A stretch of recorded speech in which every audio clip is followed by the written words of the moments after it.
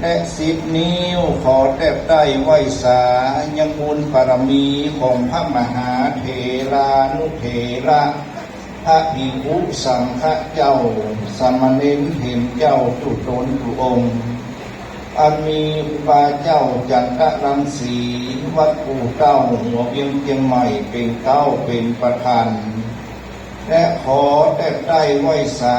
ยังบุญบารมีของพระอาจารย์สุกเกษมวัดบ้านเป่าหรือตุลุกเจม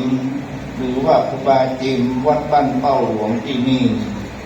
และขอกล่าวคำว่าเจริญพรมากับคณะศรัทธาศิษยานุศิษย์ก็ออกไม่ออกศรัทธาอันมีศรัทธาบ้านเป้าหลวงที่นี้เป็นเต้าเป็นประธาน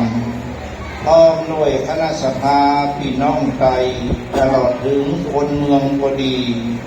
ศรัทธาพี่น้องจากประเทศสิงคโปร์เป็นต้นวันนี้นับเป็นมงคลอันดีงามที่หมู่เฮาทั้งหลายได้มาศูนย์จุ่มนมยังสานสถานอันพิเศษอันเป็นบ่อเกิดแห่งบุญ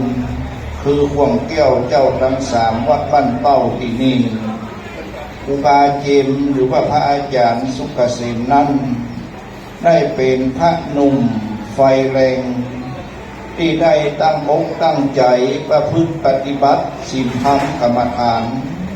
ตลอดถึงได้ประพฤติปฏิบัตินำกินนำทานเพื่อแก่ศรัทธาบ้านเป้าเอาเป็นต้น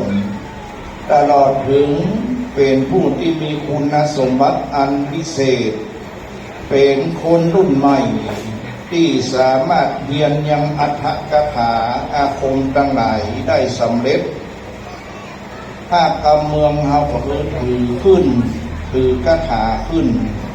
อันนี้ก็เป็นที่ประจักษ์เป็นพยานที่หมู่เฮาทั้งหลายได้หัน